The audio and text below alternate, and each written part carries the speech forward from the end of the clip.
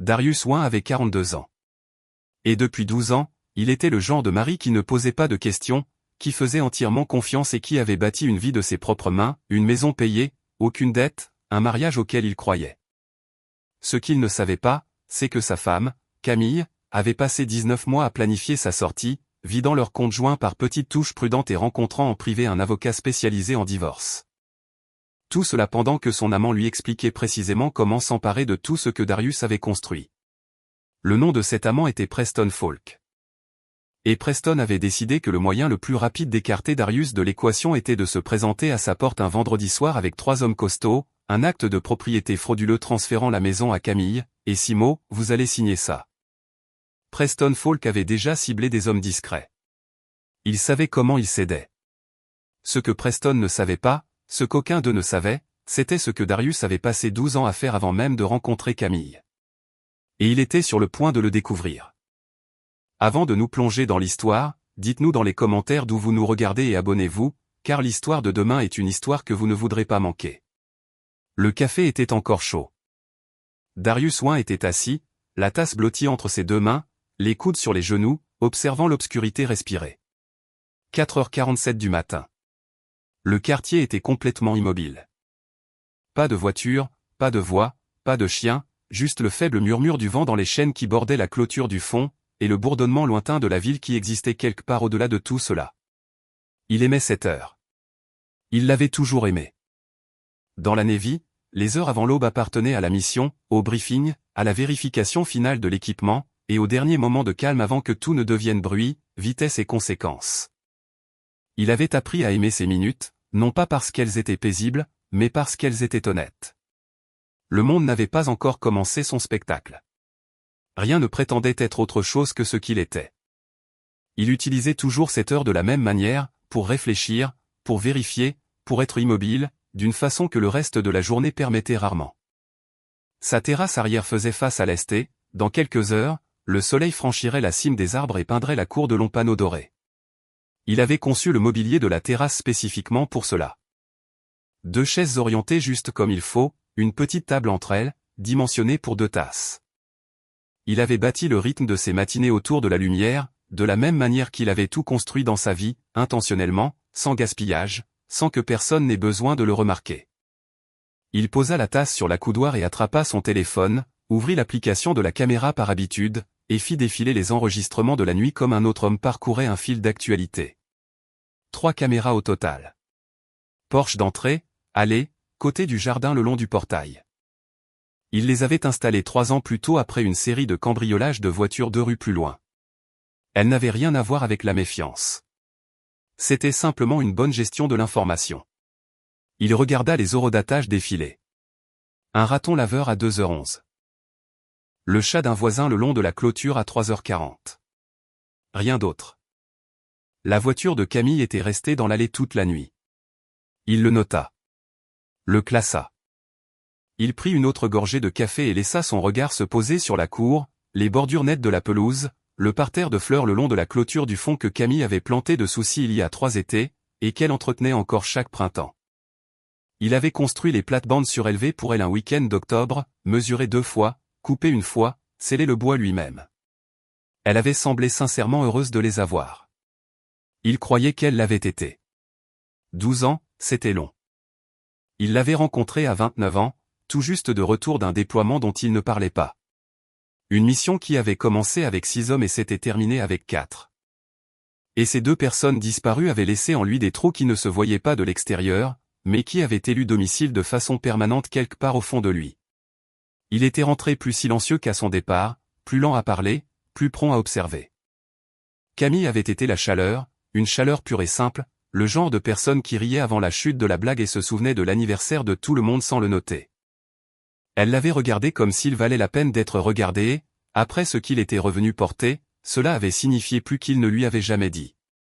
Il avait décidé, de la manière délibérée dont il décidait de tout, qu'elle valait la peine qu'on construise une vie autour d'elle. Alors il l'a construite. Il a remboursé la maison en 11 ans au lieu de 30. Il a structuré leurs finances avec soin, n'a gardé aucune dette, a dépensé modestement et a épargné de manière constante, non pas parce qu'il avait peur de vivre, mais parce qu'il avait vu assez du monde pour comprendre que la liberté était la vraie monnaie. Et que la liberté venait du fait de ne rien devoir à personne. Il avait construit une vie tranquille, une bonne vie. Il avait cru qu'ils y étaient ensemble. Mais quelque chose avait changé. Il ne pouvait pas pointer un moment précis. C'était plus subtil que ça. Une collection de détails qu'il remarquait de la même manière qu'il remarquait tout, sans annonce. Camille rentrant un mardi 40 minutes plus tard que d'habitude avec une histoire un peu trop désinvolte, un peu trop lisse. Un reçu dans la cuisine pour un restaurant qu'il ne connaissait pas, pour 2 personnes, un soir où il avait été seul à la maison. Un nouveau parfum qu'elle avait commencé à porter et dont elle n'avait pas mentionné l'achat. Une façon particulière dont elle regardait son téléphone maintenant, l'écran légèrement incliné.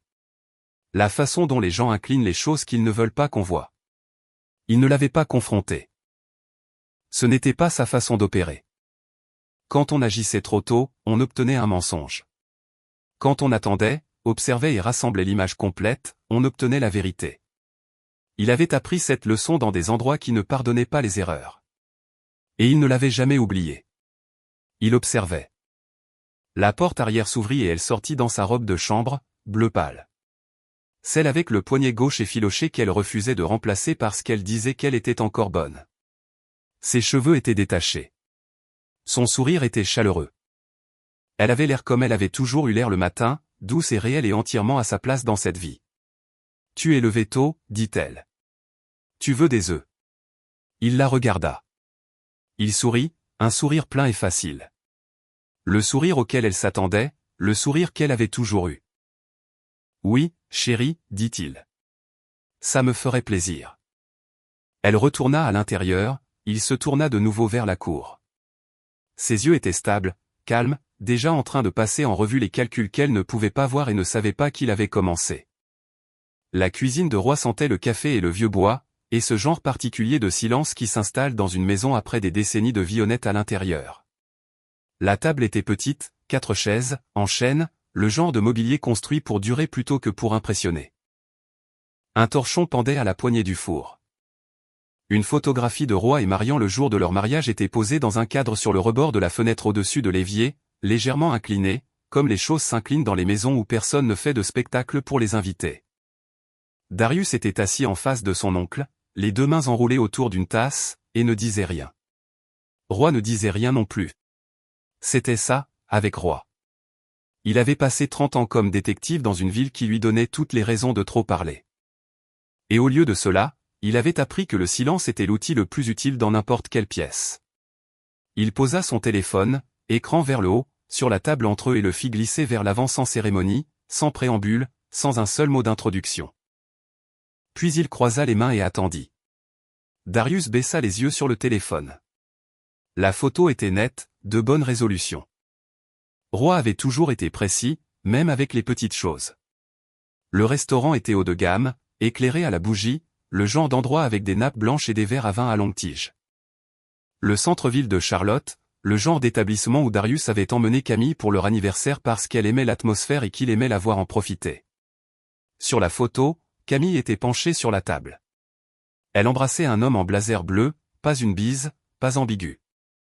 Elle se penchait complètement, avec intention, une main sur la table pour l'équilibre, et l'homme, grand, aux larges épaules, avec une certaine aisance délibérée dans sa façon d'occuper la chaise, avait la main sur sa mâchoire.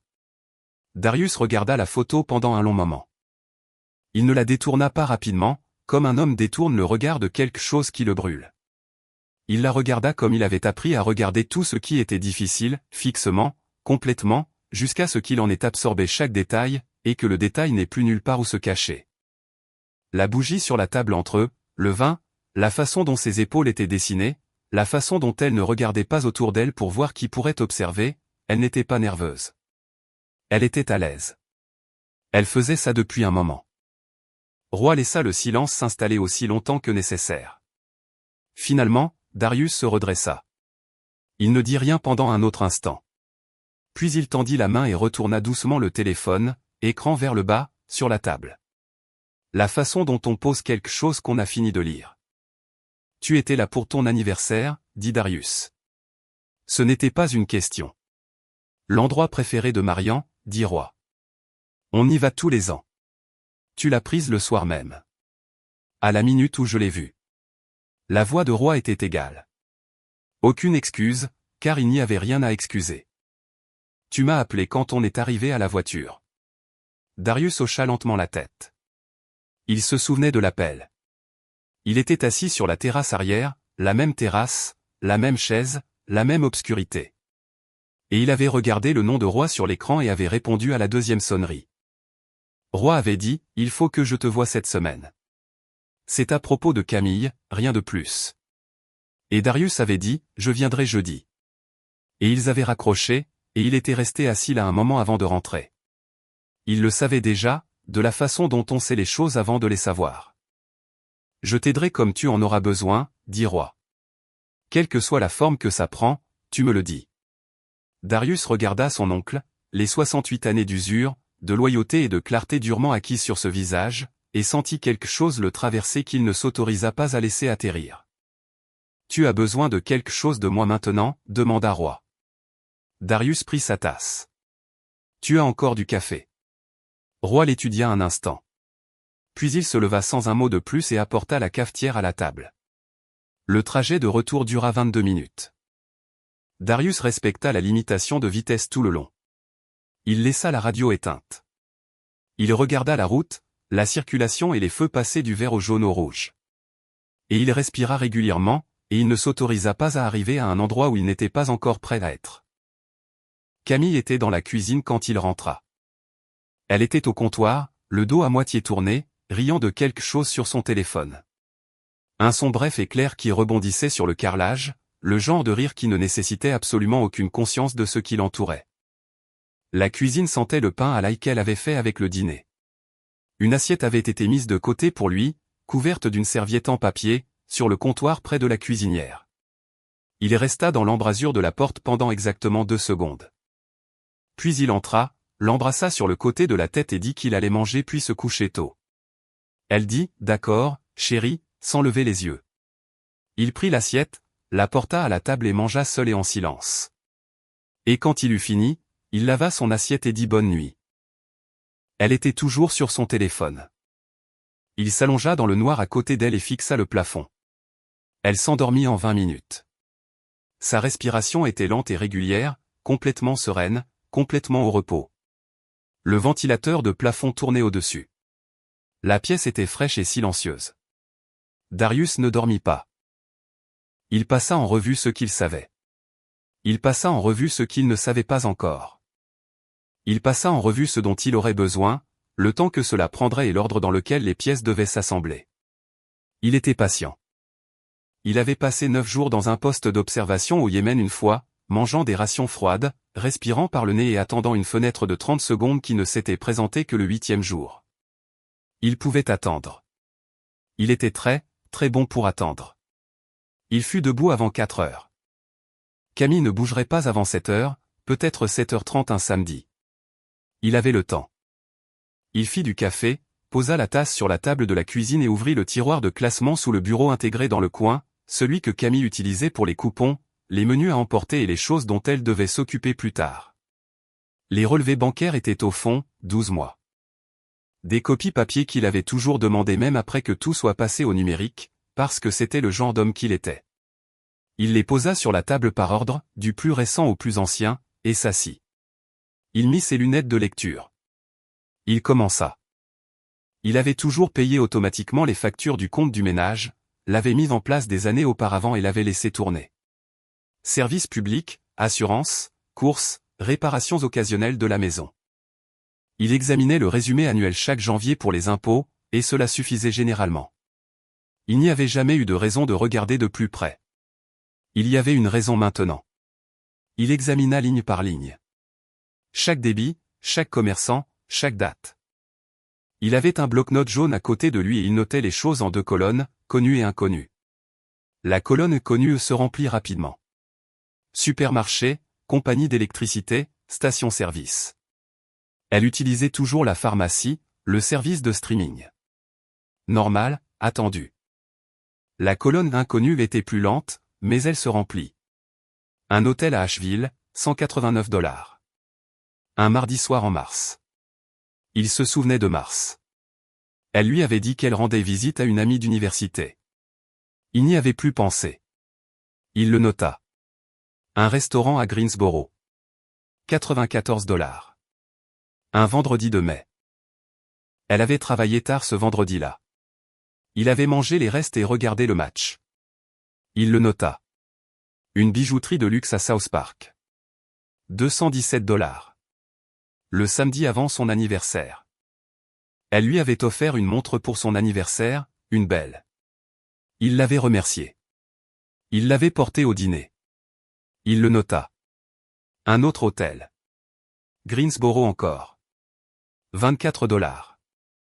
Un week-end en juin où elle avait dit que les filles faisaient un séjour au spa. Il le nota.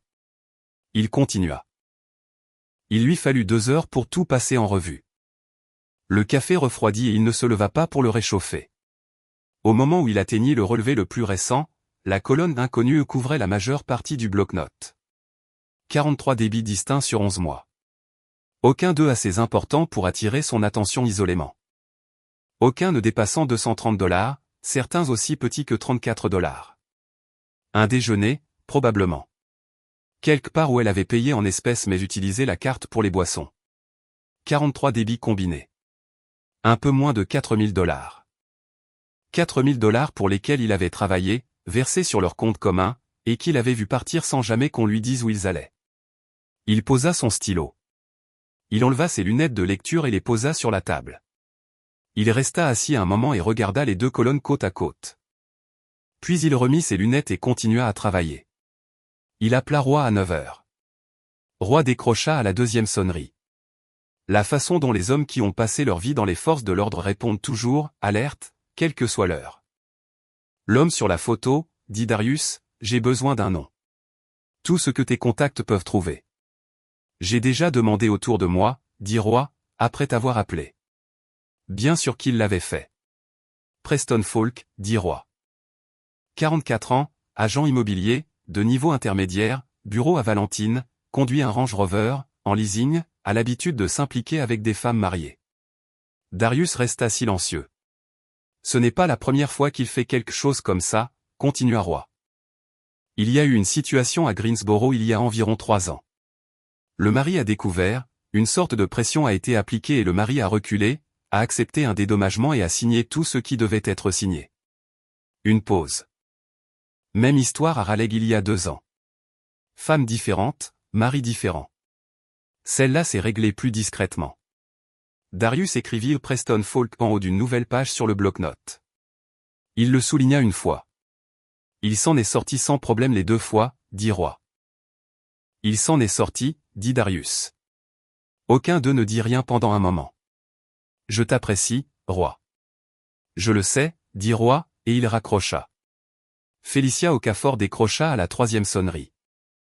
Il était son client depuis 6 ans, depuis avant que la maison ne soit payée, quand il voulait une documentation claire sur chaque décision financière qu'il prenait. Elle connaissait sa situation complète. Elle la connaissait mieux que la plupart des gens ne connaissent la leur. Il lui raconta tout en 12 minutes, debout à la fenêtre de la cuisine, regardant la cour arrière dans la lumière du petit matin. Elle posa 3 questions de clarification. Elle n'exprima aucune surprise. Elle n'offrit aucune sympathie ni n'afficha d'alarme. Quand il eut fini, elle dit, la maison est le principal actif conjugal. Elle sera soumise à une distribution équitable en vertu de la loi de l'État. Vos comptes de retraite aussi, au prorata de la période de mariage. Une brève pause. Je vais avoir besoin de copies de tout ce que vous venez de décrire. Je vous les fournirai lundi. Je vais préparer une demande de divorce et commencer à examiner les options de communication des pièces, dit-elle. Ne touchez à rien sur le compte du ménage pour l'instant. Je ne le ferai pas, et Darius, sa voix était posée. Ne lui dites pas que vous savez. Je sais, dit-il. Il termina l'appel. Il retourna à la table.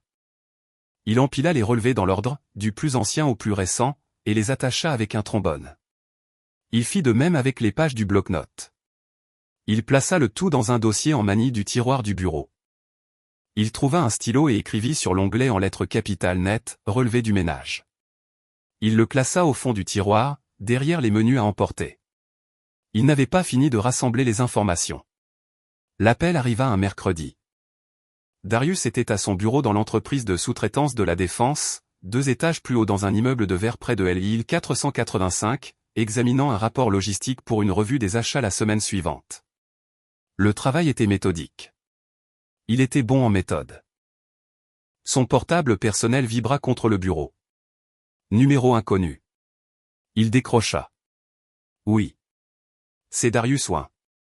Pas une question.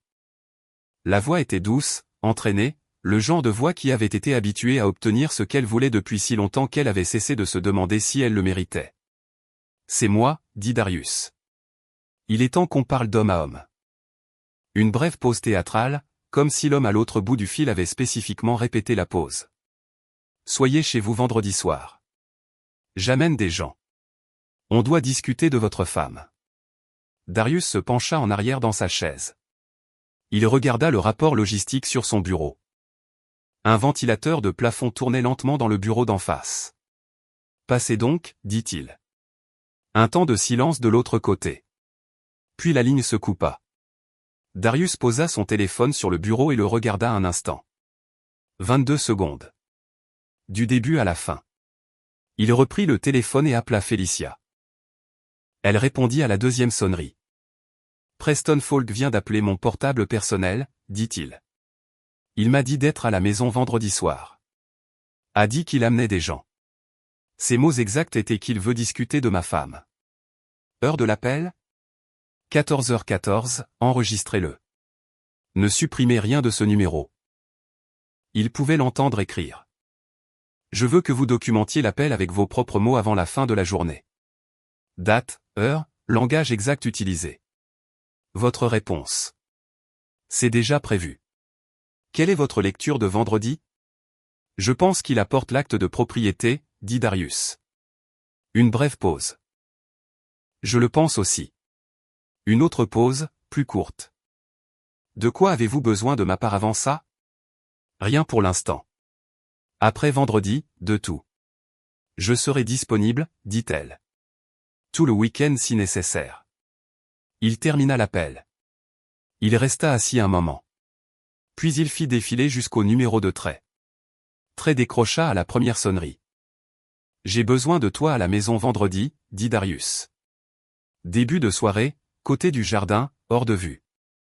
Reste là jusqu'à ce que je te dise de partir ou que les choses bougent. Quelle heure ? 19h, peut-être plus tôt.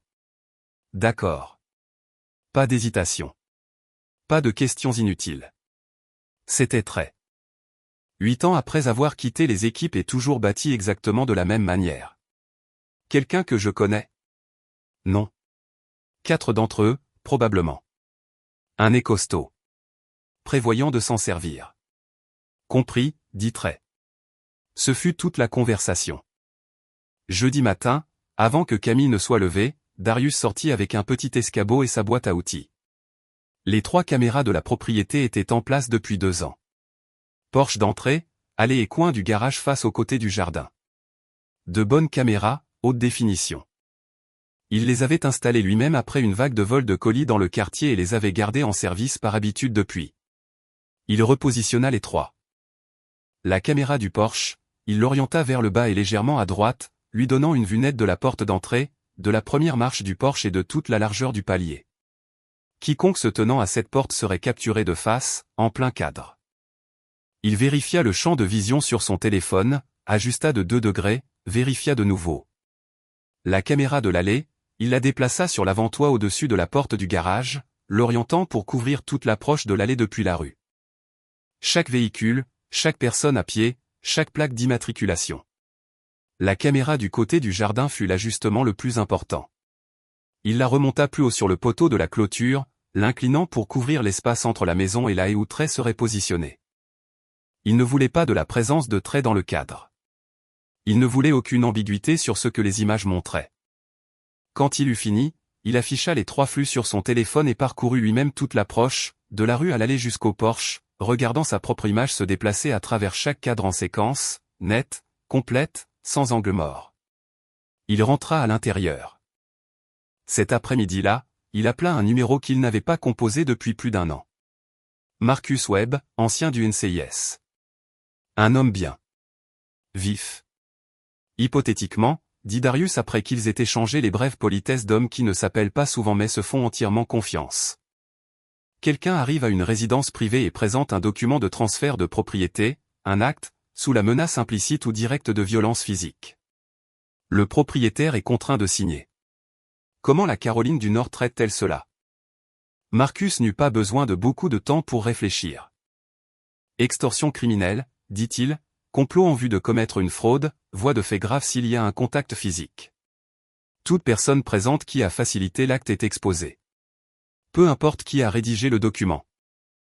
Même si personne ne touche techniquement le propriétaire. La contrainte physique ne nécessite pas de contact, dit Marcus. La présence, le nombre et la menace implicite suffisent.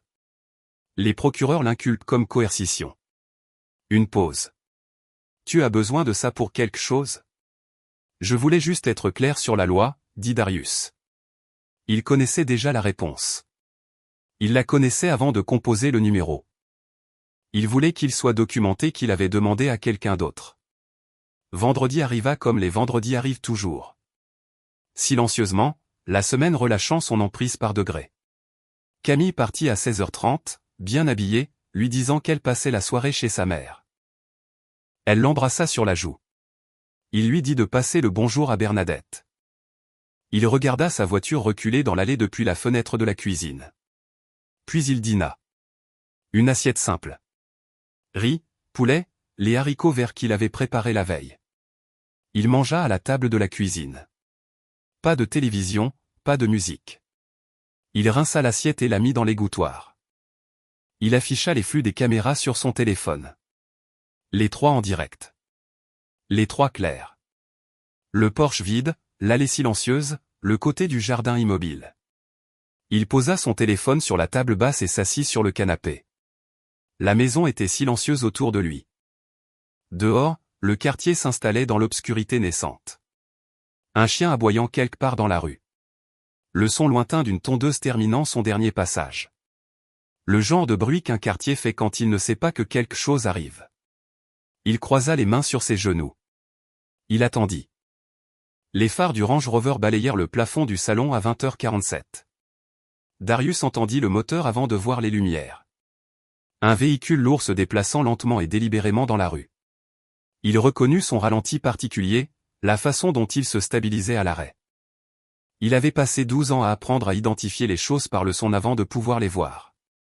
Il se leva du canapé, posa son verre d'eau sur la table basse, ajusta sa chemise. Il se dirigea vers la porte d'entrée et l'ouvrit avant que quiconque ne frappe. Preston Falk montait déjà les marches du Porsche, du haut de son 1m90, vêtu d'un pantalon sombre et d'une chemise noire boutonnée avec le col ouvert, se déplaçant avec l'autorité confortable d'un homme qui avait déjà fait cela et s'attendait au même résultat. 3 hommes le suivaient sur le chemin, costauds, sans hâte, s'écartant légèrement, comme le font les hommes qui veulent être comptés. Celui de gauche enfilait des gants en cuir en marchant. Pas des gants de travail, le genre ajusté. Celui de droite avait quelque chose dans la poche de sa veste qui tirait le tissu vers le bas et vers l'avant. Il n'essayait pas de le cacher. Le 4e homme restait en retrait près de l'allée, surveillant la rue. Darius se tenait dans l'embrasure de la porte ouverte et ne dit rien. Preston s'arrêta en haut des marches. Il regarda Darius de la manière dont les hommes comme lui regardent toujours les hommes comme Darius, jaugeant le silence, le trouvant petit, se sentant confirmé. Il plongea la main dans son blazer et en sortit un document plié. Il le tendit. « Vous allez signer ça. » Darius regarda le document, un acte de renonciation. Il pouvait voir clairement l'entête d'où il se tenait, l'adresse de la propriété imprimée en caractères nets, une ligne de signature attendant en bas.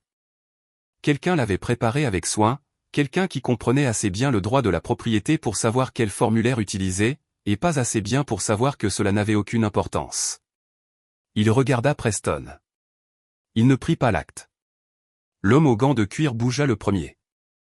Il vint de la gauche, rapide pour sa taille, le bras déjà en arrière. Il avait déjà fait ça aussi. La différence était que tout ce qu'il savait sur la fin de ce mouvement était faux. Darius entra dans le coup, pas pour l'éviter, mais à l'intérieur, et le poing passa près de son oreille, assez près pour sentir l'air. Ce qui suivit dura 11 secondes, selon un décompte honnête. L'homme aux gants tomba le premier, pliée au niveau de l'abdomen puis des genoux. L'homme à la poche lestée eut le temps de la chercher mais pas le temps de s'en servir. Le troisième homme, qui ne s'était pas encore engagé dans une direction, fit l'erreur de s'engager. Darius se déplaça à travers les trois hommes comme l'eau se déplace dans un espace, trouvant chaque ouverture, la remplissant, ne laissant rien debout. Il n'avait pas élevé la voix. Il ne respirait pas fort. Il ajusta de nouveau sa chemise. Preston n'avait pas bougé. Il tenait toujours l'acte, le bras partiellement tendu, figé dans la posture d'un homme dont le plan venait de cesser d'avoir du sens. Ses yeux se déplacèrent sur les trois hommes au sol, un contre la balustrade du porche, un sur le côté sur les marches. Un assis contre le devant de la maison avec les deux mains sur le visage et revinrent sur Darius. Très sorti du côté du jardin. Il ne dit rien. Il se positionna entre Preston et l'allée avec l'efficacité calme d'un homme prenant une place qu'il avait déjà réservée, et il se tint là, regardant Preston avec une expression qui ne contenait aucune émotion particulière. Preston regarda très, puis de nouveau Darius. Darius tendit la main et prit l'acte de la main de Preston. Il le fit doucement. La façon dont on prend quelque chose à quelqu'un qui ne devrait pas le tenir. Il le regarda une fois, le plia le long de son pli d'origine et entra. Il prit son téléphone et composa le 911. Je dois signaler une agression et une tentative de transfert de propriété sous la contrainte, dit-il lorsque le répartiteur répondit. Sa voix était posée, claire, la voix d'un homme donnant un briefing. 4 hommes sont arrivés à ma résidence et ont tenté de me forcer, sous la menace physique, à signer un acte frauduleux. 3 d'entre eux ont initié un contact physique. Les 4 sont toujours sur les lieux. L'incident a été capturé par 3 caméras de propriété, haute définition. Avec audio. Il donna l'adresse. Il décrivit les 4 hommes. Il nota l'objet lesté dans la poche de la veste et l'emplacement de l'acte dans sa main. Il était encore au téléphone quand Camille apparut dans le couloir derrière lui. Elle était entrée par la porte arrière, sa clé dans la serrure, son manteau encore sur elle, son sac à main sur une épaule. Elle devait être proche. Elle devait attendre quelque part à proximité. Elle regarda par-dessus son épaule, à travers la porte d'entrée ouverte. Elle vit Preston sur le porche. Elle vit les 2 hommes encore au sol et celui contre la balustrade. Elle vit très debout au bas des marches. Elle vit l'acte dans la main de Darius. Son visage passa par plusieurs expressions en succession rapide. Ce qu'il ne fit pas, c'est paraître surpris. Il ressemblait au visage d'une femme dont le plan venait de changer de forme sans sa permission. Il y avait du calcul derrière ses yeux, tournant vite, essayant de trouver la nouvelle version de l'histoire. Sa bouche s'ouvrit légèrement puis se referma. Darius l'observa un moment. Puis il termina sa déclaration au répartiteur et mit fin à l'appel. 3 voitures de patrouille arrivèrent en 11 minutes. Puis une 4e. Les officiers intervenants furent efficaces et minutieux. Ils séparèrent immédiatement les hommes sur le porche, menottèrent les 4 et commencèrent à prendre des déclarations. Un officier trouva l'objet lesté dans la poche de la veste, une matraque en caoutchouc dense, du genre conçu pour produire un résultat maximal avec une visibilité minimale, et le mit sous scellé. Un autre photographia le porche, les positions des hommes, le palier. L'officier principal était Wallace. Il était large d'épaules, dans la fin de la quarantaine, avec cette qualité particulière et posée d'un homme qui avait fait un travail sérieux assez longtemps pour cesser de le mettre en scène. Il examina méthodiquement les images sur le téléphone de Darius, commençant à l'arrivée du Range Rover, regardant chaque caméra en séquence, ne disant rien jusqu'à ce qu'il ait tout vu 2 fois. Puis il leva les yeux. « Vous avez un passé militaire ?» demanda-t-il. « Navy » dit Darius. « Retraité. » Wallace hocha lentement la tête. Son stylo était en suspens au-dessus de son carnet. « Quelle spécialité ?»« SEAL » dit Darius. 12 ans. Wallace absorba cela. Il regarda de nouveau le téléphone. Il regarda les 3 hommes au sol, maintenant assis contre le devant de la maison, les poignets derrière le dos, et fit le calcul mentalement et sans commentaire. Puis il l'écrivit dans ses notes. Il le dit sans cérémonie, sans drame, de la manière dont les hommes qui comprennent ce monde disent les choses. Mais Preston l'entendit. Il était à 2 mètres de là, assis sur la première marche du porche, les poignets menottés derrière le dos, et il entendit chaque mot. La question de l'officier. La réponse de Darius. SEAL. 12 ans. Le silence qui suivit pendant que Wallace faisait le calcul. Preston regarda Darius. Le regarda vraiment, comme il n'avait pas pris la peine de le faire auparavant, parce qu'il avait déjà décidé de ce qu'il regardait. Sa mâchoire bougea légèrement, comme s'il essayait de trouver des mots qui n'étaient plus disponibles pour lui. L'acte, les hommes, les gants, le Range Rover au ralenti dans une rue calme de Charlotte, pendant qu'un homme qu'il avait passé 2 mois à étudier s'avérait être quelqu'un qu'il n'avait en fait jamais vu. Il regarda les 3 hommes à côté de lui sur le porche. Il regarda Trey, toujours au bas des marches, les mains dans les poches de sa veste, sans hâte. Il regarda Darius une dernière fois et ne dit rien. Camille était toujours debout dans le couloir, derrière la moustiquaire. Elle l'avait entendu aussi. Darius ne se retourna pas vers elle. Les 4 hommes furent placés en état d'arrestation. L'acte fut consigné comme preuve. Wallace tendit une carte à Darius et lui dit que le bureau du procureur le contacterait dans les 48 heures. Darius le remercia. Wallace hocha la tête, un bref hochement de tête spécifique, et retourna à sa voiture de patrouille. Les voitures s'éloignèrent une par une. La rue redevint silencieuse. Darius entra. Il ferma la porte d'entrée à clé. Il appela Félicia. Elle répondit à la première sonnerie. « C'est arrivé », dit-il. Acte. 3 hommes. Agression sur mon porche. Les 4 sont en garde à vue. Les images sont claires. Les 3 caméras. L'acte est sous scellé. Quelqu'un de blessé? Pas moi. Une pause. 8 heures, ça marche toujours. 8 heures, dit-il. Il termina l'appel. Il posa son téléphone sur le comptoir. Il alla à l'armoire, prit un verre et le remplit d'eau du robinet. Il resta un moment à la fenêtre de la cuisine et le but. Le quartier était silencieux dehors, le genre de silence qui n'a aucune idée de ce qui vient de le traverser. Il rinça le verre, le mit dans l'égouttoir. Il descendit le couloir jusqu'à la chambre, s'assit sur le bord du lit et enleva ses chaussures. Il les posa côte à côte sur le sol, comme il le faisait toujours. Il s'allongea. Il s'endormit en moins de 4 minutes. Le bureau de Félicia Okafor se trouvait au 4e étage d'un immeuble sur South Tryon Street, propre et silencieux, et exactement le genre d'endroit où les choses sérieuses étaient traitées sans drame. Pas d'art sur les murs qui ne soit un diplôme. Pas de désordre sur le bureau. Juste les choses qui comptaient, disposées dans l'ordre où elles comptaient. Darius arriva à 7h58. Elle était déjà à son bureau quand la réceptionniste le fit entrer. Un dossier en manille ouvert devant elle et un second empilé à côté. Elle portait des lunettes de lecture. Elle les enleva quand il entra. « Asseyez-vous », dit-elle. Il s'assit. Elle ne lui demanda pas comment il allait. C'était une des choses qu'il appréciait chez Félicia. Elle était son avocate depuis 6 ans et n'avait jamais perdu son temps à poser des questions inutiles. Elle ouvrit le dossier du dessus et le tourna vers lui.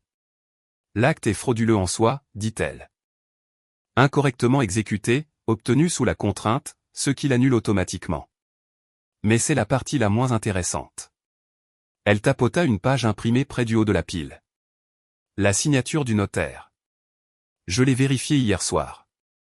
Darius regarda la page. Un nom, un sceau de notaire, un numéro de licence surligné en jaune. Ce notaire est un contact professionnel de Preston, dit Félicia. Ils ont un historique commercial documenté remontant à 4 ans. Cela seul suffit au procureur pour soutenir que l'acte n'était pas une idée spontanée que Preston a eue en chemin, elle marqua une pause. Mais ça devient plus utile que ça. Elle prit le second dossier et le posa à côté du premier. À l'intérieur se trouvaient 2 documents. Tous 2 portaient le même sceau de notaire surligné du même marqueur jaune. Greensboro, dit-elle en touchant le premier. Raleigh, dit-elle en touchant le second. Tous 2 liés à des situations impliquant Preston Falk et des couples mariés en cours de séparation. Tous 2 impliquaient des documents de transfert de propriété qui ont été contestés par la suite.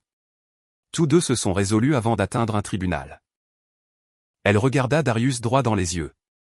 Il a une méthode. Il l'a déjà utilisée. Et il a utilisé le même notaire à chaque fois, ce qui signifie qu'il a une infrastructure. Ce n'est pas un homme qui a pris une mauvaise décision un vendredi soir. C'est un homme qui a construit un système. Darius regarda les 2 documents un moment. Le procureur, dit-il, voudra tout ça. Le procureur aura tout ça, dit Félicia. Ce qui s'est passé sur votre porche hier soir devient un schéma de conduite criminelle à travers plusieurs comtés quand on le place à côté de ces deux-là. Cela change considérablement l'exposition aux accusations. Elle ferma le second dossier. Je transmettrai tout au bureau du procureur d'ici la fin de la journée. Et les papiers du divorce ont été déposés ce matin, dit-elle. 8h15, il hocha la tête une fois. Félicia croisa les mains sur le bureau. Il y a autre chose. Il attendit. Elle ouvrit de nouveau le dossier du dessus et se tourna vers une page près de la fin. C'était une photocopie d'un document manuscrit. 2 pages, recto verso, écrites d'une main soignée et organisée que Darius reconnut immédiatement. Il avait vu cette écriture sur des listes de courses, des cartes d'anniversaire et des notes laissées sur le comptoir de la cuisine pendant 12 ans. Lors de la préparation de la communication des pièces, j'ai repéré un dossier de consultation, dit Félicia. Il y a 7 mois, Camille a rencontré un avocat spécialisé en divorce, Gérald March. Il est spécialisé dans la découverte d'actifs importants, approche agressive. Ce qu'elle a apporté avec elle à cette première réunion est joint. Darius prit les pages. C'était une liste, détaillée et organisée, structurée comme quelqu'un structure un document sur lequel il a passé du temps à réfléchir. La valeur de la maison, légèrement gonflée. Les comptes de retraite, des chiffres qui étaient dans le bon ordre de grandeur mais plus élevés que la réalité. Une ligne pour ce qu'elle appelait les actifs commerciaux, ce qui suggérait qu'elle croyait qu'il y avait quelque chose au-delà de son salaire de sous-traitant qu'elle n'avait pas encore localisé. Des notes en marge sur la loi de distribution équitable de la Caroline du Nord. Un calcul approximatif au bas de la 2e page. Un nombre encerclé représentant ce qu'elle s'attendait à empocher. Elle avait fait le calcul. Elle avait apporté le calcul à un avocat. Il y a 7 mois. Darius lut les 2 pages lentement. Il les posa sur le bureau. Il resta assis avec ça un moment, comme il restait assis avec tout, sans réagir, laissant simplement la chose prendre sa vraie forme. Elle ne partait pas parce qu'elle était tombée amoureuse, dit-il. Sa voix était calme et posée. Elle partait selon un calendrier. Félicia ne dit rien. Il n'y avait rien à ajouter. Darius leva les yeux des pages. Communication complète des pièces, dit-il. Tout. Relevé téléphonique, relevé de compte, correspondance, tout. Déjà commencé, dit-elle. Il se leva. Il boutonna sa veste. Il tendit la main par-dessus le bureau et lui serra la main comme il le faisait toujours. Ferme, bref, sans cérémonie. Je vous tiendrai au courant, dit-il. Il sortit par la réception, prit l'ascenseur et poussa la porte vitrée pour sortir dans l'air matinal de South-Tryon. Il traversa le parking jusqu'à son camion et monta. Il resta assis là un moment, les 2 mains sur le volant, sans bouger, regardant rien en particulier à travers le pare-brise. 7 mois. Elle avait monté un dossier contre lui pendant 7 mois, assise en face de lui au dîner, dormant à côté de lui, disant bonjour, sois prudent et je t'aime pendant 7 mois, pendant qu'un avocat qu'elle avait engagé attendait les documents qu'elle collectait discrètement. Il démarra le camion. Il avait encore des choses à trouver. Les relevés téléphoniques arrivèrent un jeudi. Félicia les envoya dans une enveloppe scellée par coursier. 10 cm d'épaisseur, maintenue par un élastique avec un post-it jaune à l'extérieur qui disait « Uniquement la récupération complète ». 19 mois. Appelez-moi après l'avoir lu. Darius ramassa l'enveloppe sur le porche d'entrée à 18h. Il la posa sur le comptoir de la cuisine. Il prépara le dîner, le mangea à table, lava son assiette et la sécha. Il la rangea. Il se versa un verre d'eau. Il s'assit. Puis il ouvrit l'enveloppe. Les messages étaient organisés chronologiquement. Les plus anciens en premier. Félicia avait marqué des sections avec des onglets colorés. Bleu pour la coordination financière, rouge pour la stratégie juridique, jaune pour tout le reste. Les onglets jaunes étaient de loin les plus nombreux. Il commença par le début. Les premiers messages entre Camille et Preston dataient de 19 mois, 3 mois avant que Darius n'ait remarqué quoi que ce soit. À ce moment-là, en lisant les horodatages maintenant, lui et Camille étaient allés dîner 2 fois cette semaine-là. Il se souvenait de cette semaine. Elle avait semblé heureuse. Il continua à lire. Preston, il devint clair, avait fait ses devoirs avant même de passer à l'action. Un message précoce, un long, du genre qu'un homme tape lentement et délibérément, exposait ce qu'il savait de Darius avec la confiance calme et organisée de quelqu'un qui présente un plan. Possède la maison sans hypothèque. Pas de dette visible. Garde ses finances discrètes, pas de réseaux sociaux, pas de dépenses ostentatoires. Travaille dans la sous-traitance fédérale, ce qui signifie un salaire solide, de bons avantages sociaux et probablement de solides cotisations de retraite remontant à des années. Un gars conservateur, privé, le genre qui accumule de l'argent parce qu'il ne ressent pas le besoin de le montrer. Votre règlement pourrait être significatif si cela est bien géré. Darius lut ce paragraphe 2 fois, non pas parce que cela le surprenait, mais parce que Preston l'avait lu de l'extérieur, avait perçu sa discipline, sa modestie et sa vie tranquille, et avait traduit tout cela en un profil de cible. Les choses que Darius avait construites délibérément, la vie qu'il avait choisie à dessein, avaient été évaluées pour leur valeur d'extraction par un homme qui n'avait jamais échangé un seul mot avec lui. Il tourna la page. Le coaching commença au 2e mois. Preston guida Camille sur les documents financiers à photographier, déclaration de revenus, relevé de retraite, relevé de compte du ménage. Il expliqua la loi de distribution équitable de la Caroline du Nord en termes simples et lui dit que plus elle maintenait le mariage au-delà d'un certain seuil, plus sa revendication serait forte. Il lui dit exactement quoi préserver et exactement quoi ne pas toucher. Camille, dans ses messages, n'était pas passive. Elle posait des questions précises. Elle contestait lorsque les estimations de Preston semblaient trop conservatrices. Elle lui envoyait des photos de documents avec des notes jointes, lui demandant de confirmer qu'elle avait les bonnes pages. Elle était organisée, attentive et minutieuse. Elle avait apporté cette même minutie à 12 ans de mariage. Il l'avait toujours admirée. Il continua à lire. Les sections à onglets jaunes étaient différentes. Elles n'étaient pas stratégiques. Elles étaient personnelles. Au 4e mois, Camille écrivit, « Il n'en a aucune idée. » C'est ça, le truc avec des. Il a toujours été comme ça, juste content. Ne pousse pour rien. Ne veut rien de plus. Avant, je pensais que c'était de la stabilité. Maintenant, je pense juste que c'est petit. Au 9e mois, il m'a demandé ce soir si j'allais bien. J'ai presque eu pitié. Presque. Puis je me suis souvenu que c'est moi qui dois vivre cette vie et ça m'est passé assez vite. Au 14e mois, il me fait entièrement confiance. C'est en fait ce qui rend tout ça si facile. Il a tout construit sur l'hypothèse que je ne ferai pas ça. Tout son plan dépend du fait que je sois celle qu'il pense que je suis. Et puis, vers la fin, dans un message que Camille a envoyé à Preston 2 semaines avant que Roy ne prenne la photo au restaurant, il ne le verra jamais venir. Les hommes comme lui ne le voient jamais.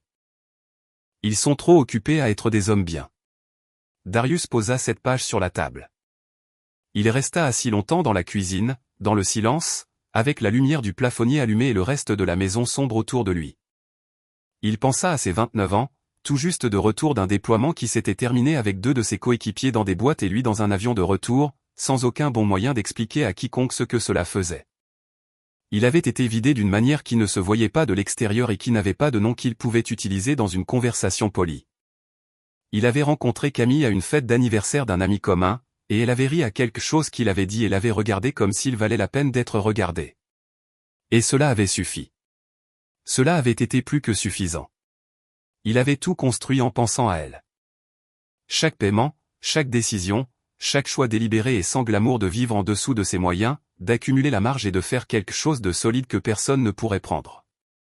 Trop occupé à être un homme bien. Il se leva de la table. Il rinça sa tasse dans l'évier, la sécha, la remit dans l'armoire.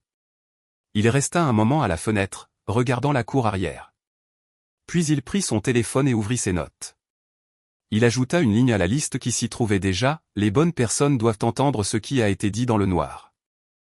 Il posa le téléphone. Il alla se coucher. Le matin, il appela Roy en premier. Il ne lut pas les messages à voix haute.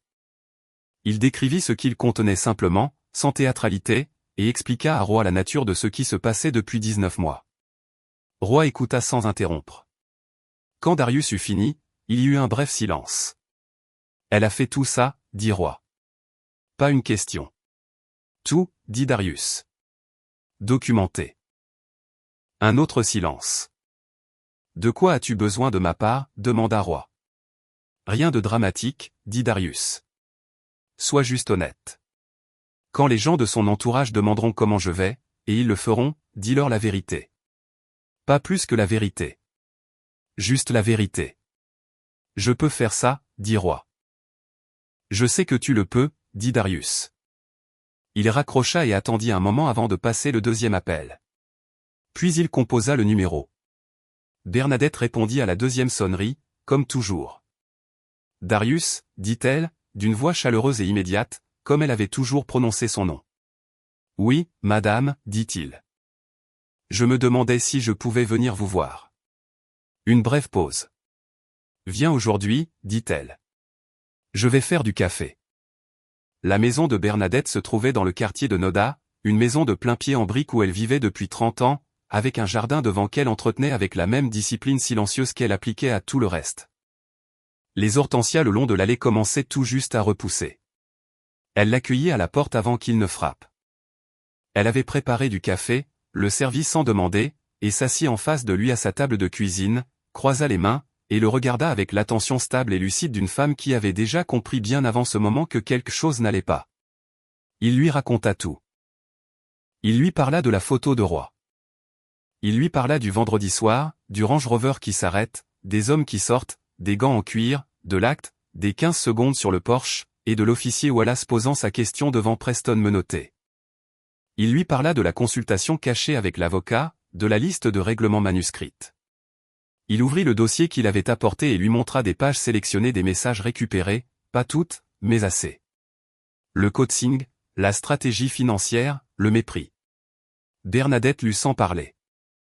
Elle lut lentement. La façon dont quelqu'un lit quelque chose qu'il veut s'assurer de bien comprendre, parce que l'alternative est qu'il le comprend très bien, et que c'est exactement aussi grave que ça en a l'air. Elle posa les pages. Elle resta assise, les mains croisées, et regarda la table pendant un long moment. La cuisine était très silencieuse. Puis elle leva les yeux vers lui. Je lui ai dit Bernadette, sa voix était stable et basse. Je lui ai dit que tu étais un homme bien, et qu'elle n'en trouverait pas un autre. Darius hocha la tête une fois. Il ne lui demanda rien. Ce n'était pas pour ça qu'il était venu. Il était venu parce que Bernadette s'était tenue à son mariage et l'avait appelé fils sans qu'on le lui demande et l'avait pensé, et qu'elle méritait d'entendre la vérité de sa bouche directement, pas comme une rumeur, pas comme des papiers de tribunal, mais de sa bouche. Assis à sa table de cuisine, de la même manière qu'il lui avait toujours parlé. Il finit son café. Il la remercia pour son temps. Il se leva, et elle se leva avec lui, et à la porte, elle prit sa main dans les siennes et la serra un moment sans rien dire. Il rentra chez lui. L'avocate de Camille s'appelait Sandra Vich. Aiguisée, chère, et peu encline à adoucir les mauvaises nouvelles. Elle les livra à travers un bureau en acajou un mardi matin, 3 semaines après la réception des papiers du divorce. La valeur nette de la maison est soumise à une distribution équitable, dit Sandra. La Caroline du Nord n'est pas un état de communauté de biens, mais le tribunal examinera la situation dans son ensemble. Durée du mariage, contribution, situation financière actuelle. Vous recevrez une partie, pas nécessairement la moitié, une partie. Camille s'agita sur sa chaise. Quelle est la taille d'une partie? Sandra posa son stylo. Moins que ce que vous aviez estimé lorsque vous êtes venu me voir la première fois. Camille avait apporté cette liste manuscrite à sa première consultation comme une liste de courses. Des hôtels dont elle avait déjà vérifié les prix. Un chiffre autour duquel elle avait construit ses 2 prochaines années. Sandra avait examiné la situation financière réelle de Darius à travers les documents de communication des pièces et avait trouvé un homme qui vivait simplement, épargnait délibérément et n'avait pas de compte caché, pas de propriété secondaire, pas de source de revenus négligée à excaver. Ce qui existait était réel, mais ce n'était pas ce sur quoi Camille avait compté. Et les comptes de retraite sont divisés conformément à la loi, dit Sandra, ce qui est toujours le cas. Camille resta assise avec ça un moment. Le nombre dans sa tête, celui qu'elle portait depuis 7 mois, celui qu'elle avait écrit d'une écriture soignée dans le bureau de Sandra il y a une éternité, se révisa silencieusement à la baisse d'une manière à laquelle elle n'était pas prête. Elle rentra chez elle en silence. Preston tenait sa version des faits à 2 mains.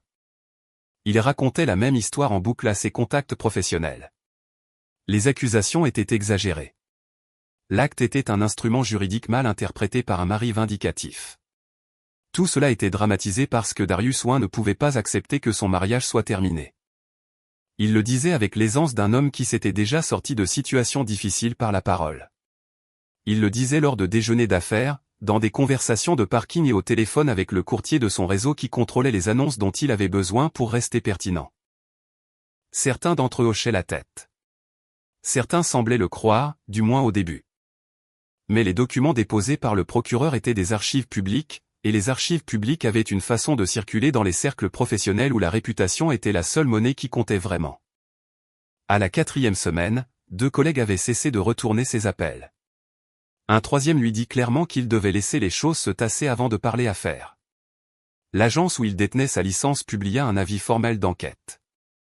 Rien de décidé pour l'instant. Mais l'avis existait maintenant, et les avis avaient une façon de devenir des choses. Il dit à Camille que la situation était gérable. Il y croyait de moins en moins chaque fois qu'il le disait. Les pièces étaient différentes. C'était la seule façon pour Camille de se le décrire, dans le silence de son appartement la nuit. Les pièces étaient différentes quand elle y entrait.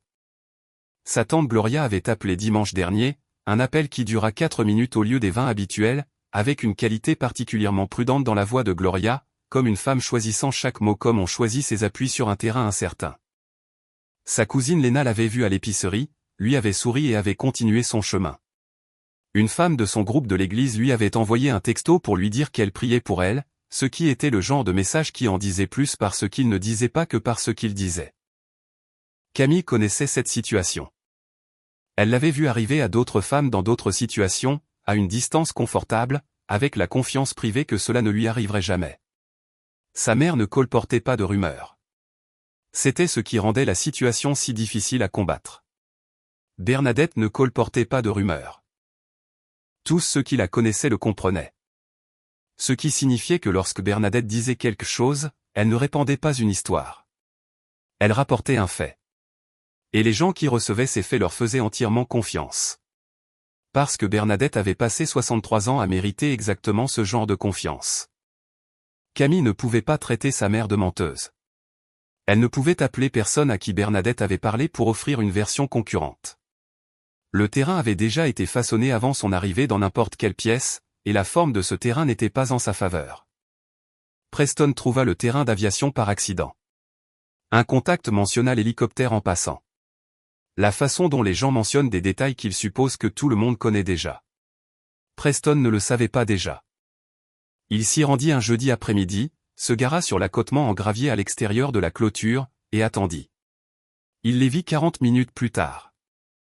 Darius et un autre homme, large d'épaules, sans hâte, se déplaçant autour du petit Robinson R22 avec la familiarité aisée d'homme qui avait fait cela 1000 fois, vérifiant les instruments, inspectant la queue, aucune conversation qu'il pouvait entendre d'où il était assis. Juste 2 hommes passant en revue leur liste de contrôle avec la compétence tranquille de gens qui n'avaient pas besoin de le mettre en scène pour qui que ce soit. Puis ils montèrent à bord et décollèrent, proprement et simplement. L'hélicoptère vira vers le nord-est, se réduisit à un point et disparut dans le ciel ouvert. Preston resta assis dans son Range Rover en leasing, 3 paiements en retard, et regarda le ciel vide un moment après leur départ. La peur qui avait commencé sur le Porsche, lorsque l'officier Wallace avait posé sa question et que Darius y avait répondu de cette voix plate et certaine, ne l'avait pas quitté. Elle s'était seulement installée plus profondément, était devenue plus silencieuse, était devenue le genre de chose qui se cachait sous tout le reste, et ne s'annonçait pas, mais était toujours là. Il retourna en ville sans appeler Camille. Darius appela Bernadette un vendredi soir et lui demanda de réunir la famille proche chez elle dans la semaine. Juste les personnes principales, dit-il. Tes sœurs, Marcus, quiconque Camille voudrait dans cette pièce. Bernadette resta silencieuse un moment. Et Camille elle-même? Oui, dit Darius. Une autre pause. Que dois-je leur dire que c'est à propos de quoi? Dis-leur que j'ai des choses à dire que la famille mérite d'entendre directement avant que tout ne devienne des papiers de tribunal. D'accord, mon garçon, dit Bernadette. Je vais m'en occuper. La maison de Bernadette sentait le café et la tarte à la patate douce. Elle avait cuisiné. C'était la première chose que Darius remarqua en entrant par la porte d'entrée. Un buffet complet sur la crédence de la salle à manger. Café, jus de fruits, une tarte refroidissant sur un dessous de plat. Comme si des invités venaient, comme si c'était une visite. Il supposa que c'en était une. La famille était déjà assise à son arrivée. Bernadette à la tête de la pièce dans son fauteuil préféré, le dos droit, les mains croisées sur ses genoux.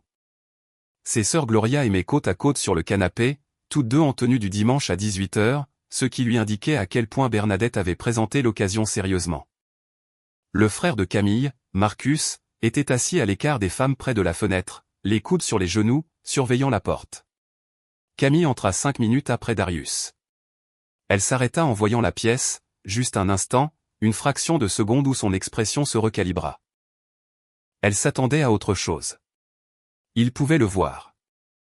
Peut-être une conversation entre deux personnes, pas 7. Peut-être une chance de gérer le récit avant qu'il ne s'installe. Elle s'assit dans la chaise vide près de la porte. Personne ne lui offrit de tarte. Darius ne se leva pas. Il s'assit avec son dossier sur les genoux et parla de la même voix qu'il utilisait pour tout, posé, sans hâte, ne portant aucun poids inutile. Il commença par la photo. Il passa l'image du téléphone de Roy à Gloria en premier et la laissa circuler dans la pièce. Il dit où elle avait été prise, qui l'avait prise et quand. Il ne décrivit pas sa réaction en la voyant. La photo se décrivait d'elle-même. Puis il décrivit le vendredi soir. Il s'en tint au fait. Le Range Rover de Preston dans l'allée. 4 hommes sur le chemin, les gants en cuir enfilés en marchant. L'acte de renonciation sorti d'un blazer, un document préparé pour transférer leur maison à Camille avant que toute procédure de divorce ne puisse compliquer les choses. Il décrivit comment Preston le tendait. Il décrivit ce qu'il disait. Vous allez signer ça. Il leur raconta comment la nuit s'était terminée. Les 4 hommes arrêtés. L'acte consigné comme preuve. Il mentionna l'officier Wallace et la question que Wallace lui avait posée sur le porche pendant que Preston se tenait à 2 mètres de là, menotté. Quelle spécialité? Cils. 12 ans. Il le dit de la manière dont Wallace l'avait noté, sans drame, sans emphase, comme une déclaration de fait. Il regarda la pièce l'absorber. Marcus leva les yeux de ses mains. Les yeux de Gloria se tournèrent vers Camille puis de nouveau vers Darius.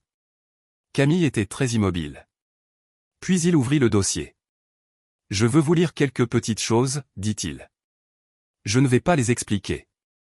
Je veux juste que vous les entendiez. » Il lut des extraits des messages récupérés de la même voix stable.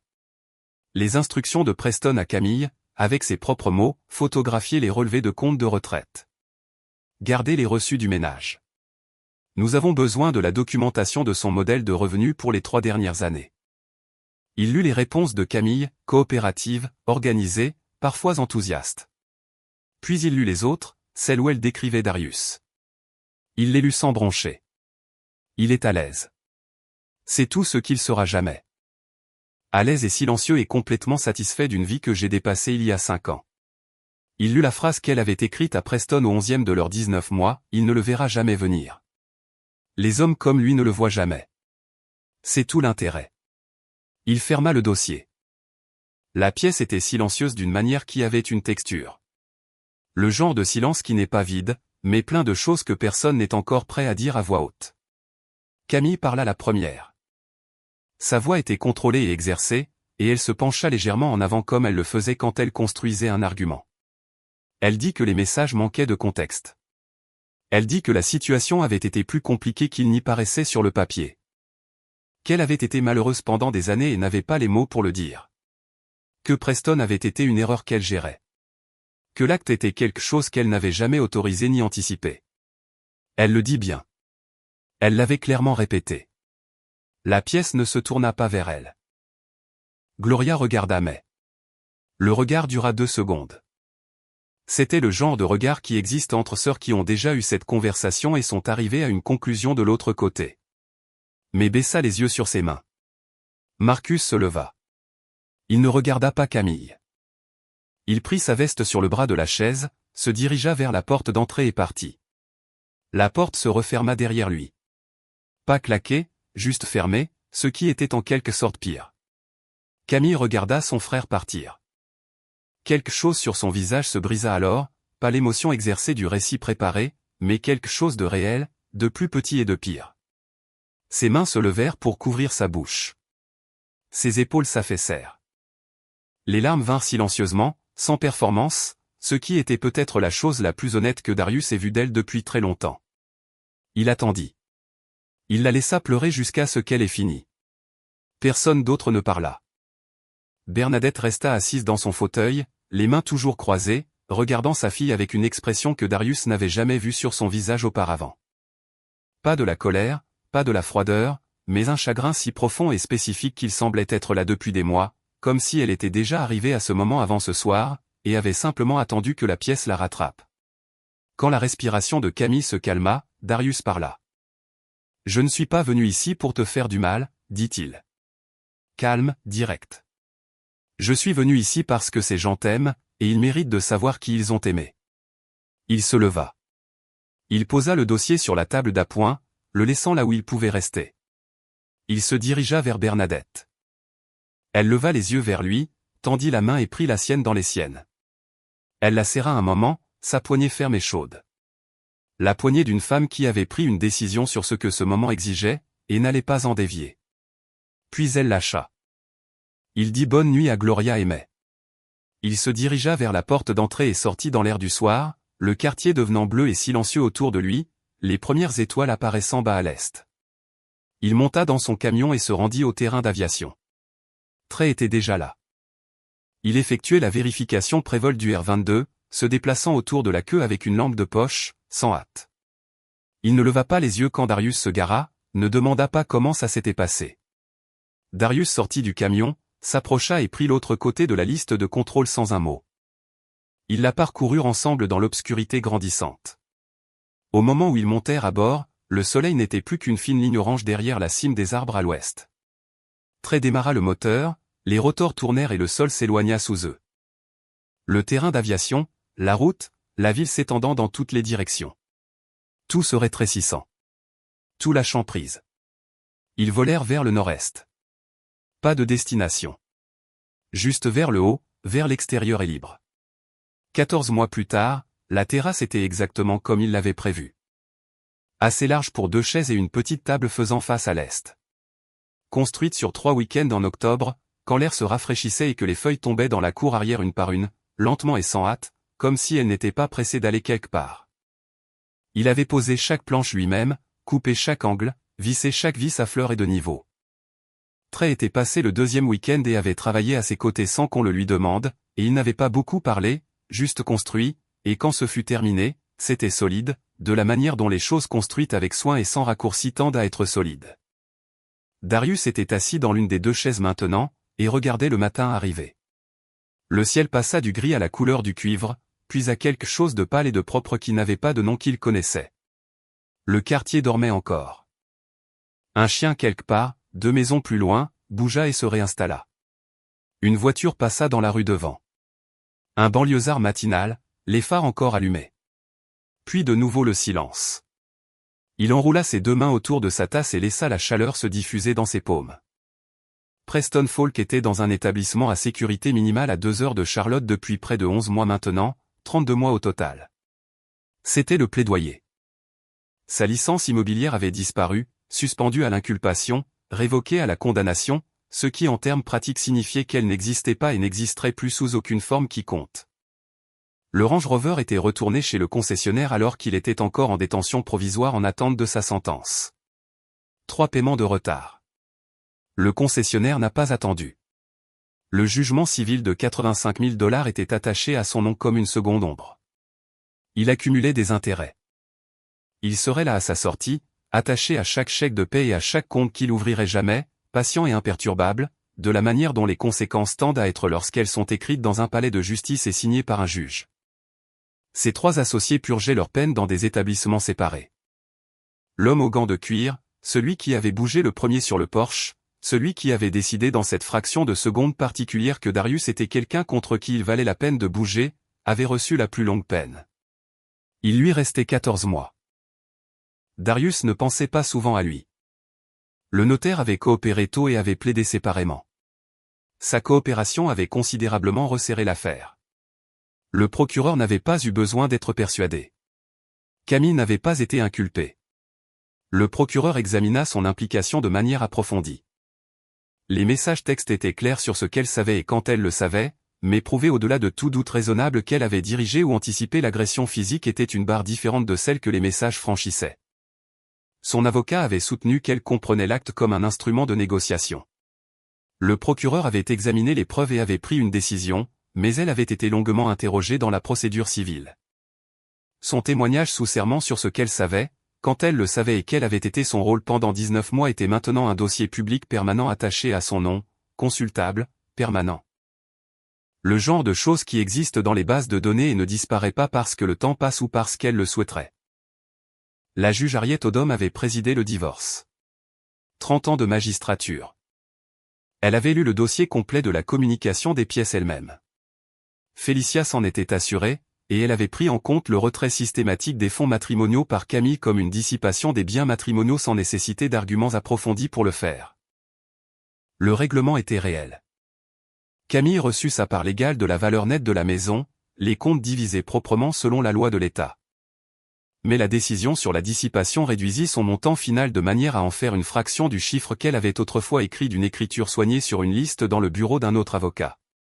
Le plan avait été construit sur une hypothèse. L'hypothèse était fausse. Elle vivait maintenant dans un appartement, dans un quartier de Charlotte qui n'était pas celui où elle s'était imaginée à 39 ans. Elle travaillait. Elle construisait quelque chose lentement, sans plan et sans partenaire, dans le silence particulier qui suit une vie que vous avez construite avec soin et que vous avez vu se défaire parce que les fondations n'étaient pas ce que vous croyez. Bernadette l'appelait chaque semaine. Ses conversations étaient honnêtes et difficiles, et aucune d'elles ne faisait semblant. L'amour qu'elle contenait était réel. Une mère n'arrête pas. Mais c'était le genre d'amour plus dur, plus honnête maintenant. Le genre qui n'arrange pas les choses ou n'offre pas de sorties qui n'ont pas été méritées. Camille était présente à ses appels. C'était quelque chose. Elle ne contactait pas Darius. Elle comprenait qu'il n'y avait rien qu'elle puisse dire qui serait adéquate, et cette compréhension était son propre poids qu'elle portait d'un jour à l'autre. Roy et Marian venaient dîner 2 fois par mois. Roy apportait toujours quelque chose. La dernière fois, une bouteille de bon bourbon et une histoire sur un ancien collègue qui a duré 40 minutes et qui les valait toutes. Marian riait trop fort aux blagues de son propre mari, ce qui avait toujours été l'une des choses préférées de Darius chez elle. Bernadette appelait pour son anniversaire. Elle avait appelé chaque année depuis qu'il avait épousé Camille, et elle n'a pas arrêté après la fin du mariage, ce qui lui disait tout sur le genre de femme qu'elle était. Il répondait toujours. Il parlait de petites choses, de son jardin, de son église, de quelque chose de drôle qui s'était passé au marché. Et à la fin de chaque appel, elle disait « Prends soin de toi, mon fils ». Et il lui disait qu'il le ferait, et il le pensait. Ils volaient avec trait la plupart des week-ends, si le temps le permettait. Parfois, ils avaient une destination. La plupart du temps, non. Ils décollaient et la ville s'effaçait sous eux, et le matin s'ouvrait dans toutes les directions.